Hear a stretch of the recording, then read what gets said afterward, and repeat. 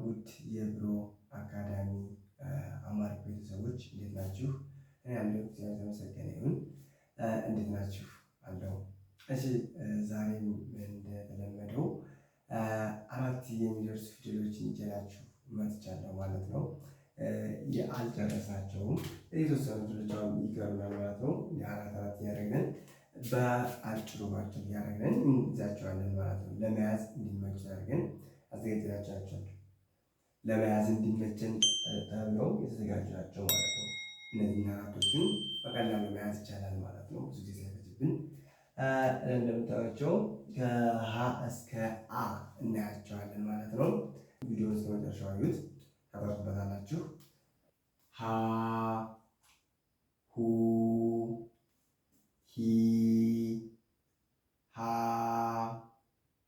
ሄ ህ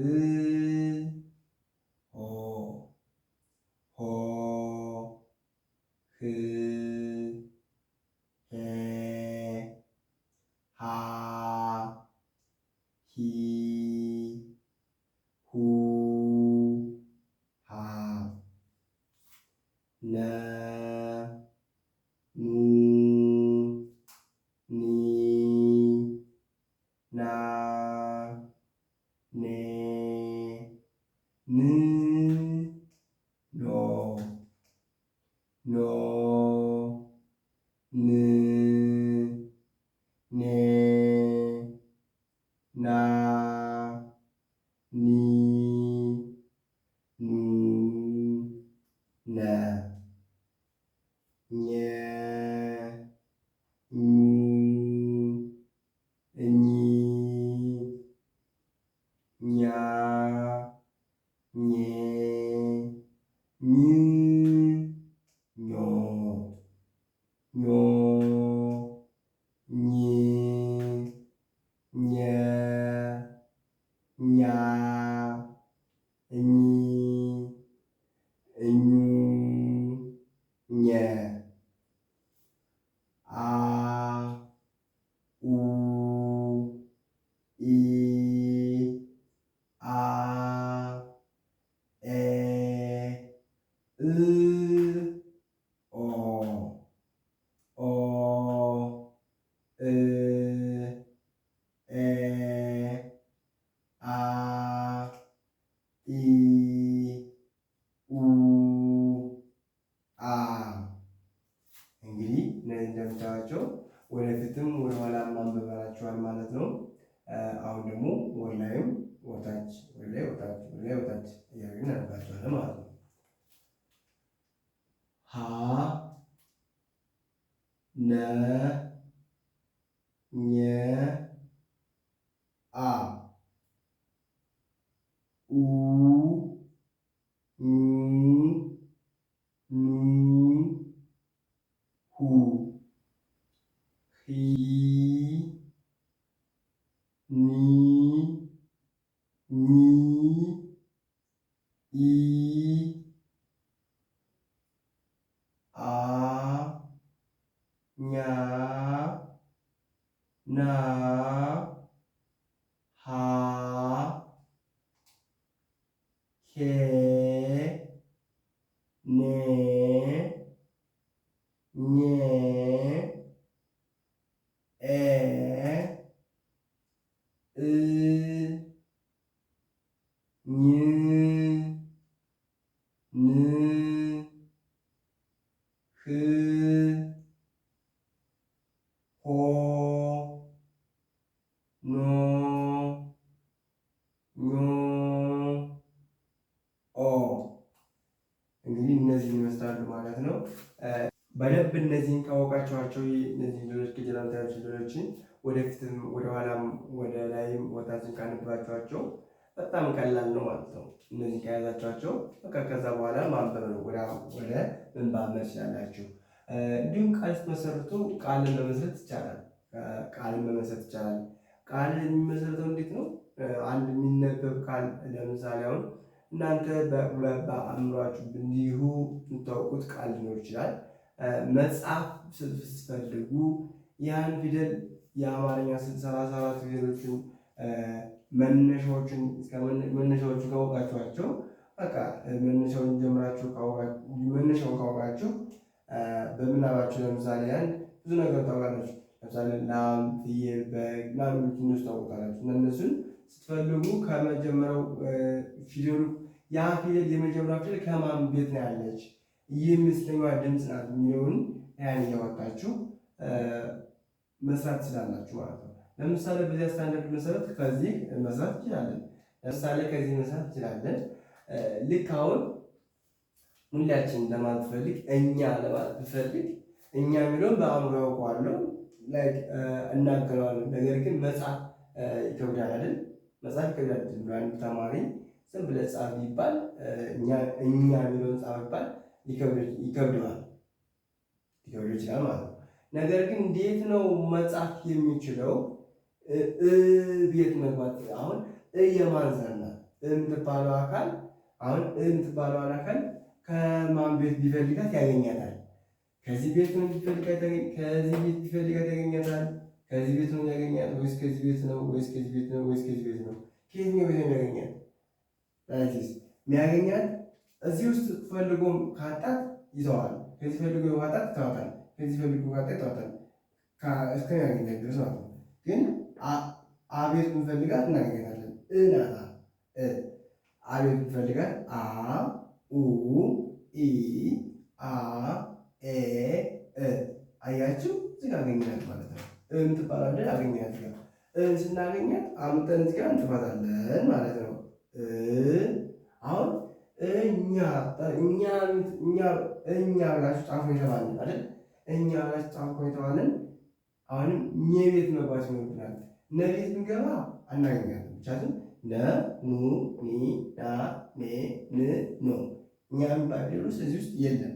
ጥሩ ቤት ስትገባ ኘ ኙ ኒ ኛ አገኘናት ነው። ስለዚህ መቀጠል አይጠበቅብንም። ምክንያቱም የምንፈልገውን ፊደል ገኝተናል እኛ።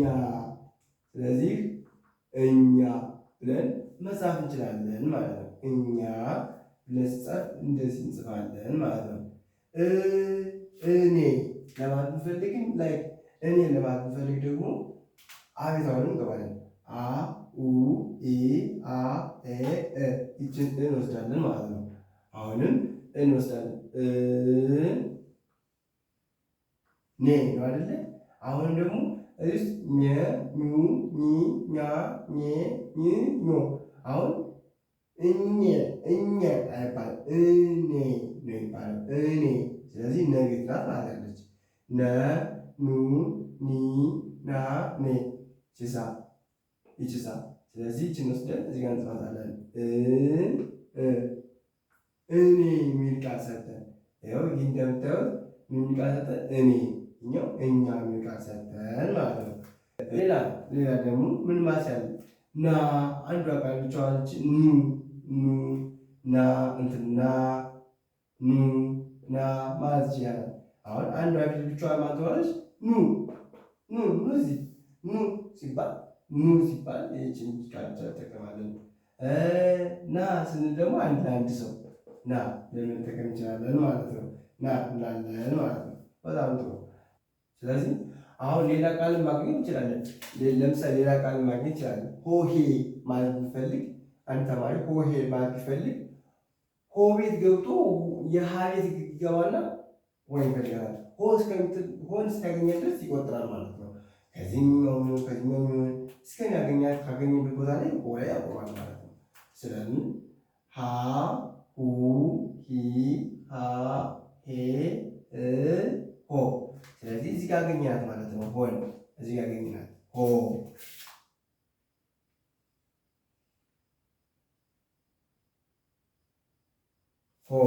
ሆን አገኘናት ማለት ነው። ሆ ከዛ ሄ ናት አይደለ? ሄም ራሷ እዛው ቤት ናት። ሀ ቤት ናት ሄ ያለችው። ስለዚህ ሀ ሁ ሂ ሃ ሄ። ስለዚህ እዚህ ጋር አገኘናት ሄ። አሁንም ይችላል ወስደን እናደርጋታለን ሆሄ እንላለን። ሆሄ። ስለዚህ የሚል ቃል መጣ ማለት ነው። ሆሄ። ሌላ ደግሞ ምን ማለት ይቻላል?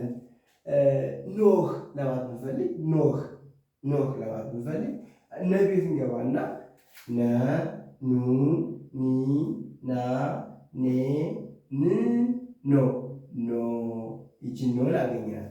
ኖ ወስደን ኖን እንጥፋለን። እዚህ ጋር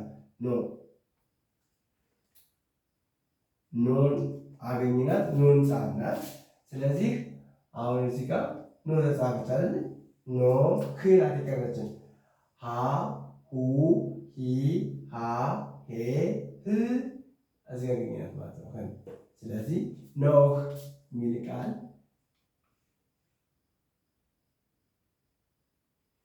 ኖህ አሁንኛው ምን ያለ ኖህ የሚል ቃል አገኘን ማለት ነው። እንደዚህ እያደረግን የተለያዩ ቃላቶችን መመስረት እንችላለን ማለት ነው። እንግዲህ እነዚህን የዛሬው ትምህርታችን ይህንን ይመስላል። ሀሳቡ አስተያየት ካላችሁ በኮሜንት ሴክሽኑ ላይ አሳውቁኝ፣ ወይም ደግሞ በዋትሳፕ በቴሌግራም እንዲሁም በኢሞ ማሳወቅ ትችላላችሁ። አስተያየታችሁን በሱ መግለጽ ትችላላችሁ፣ መናገር ትችላላችሁ ማለት ነው።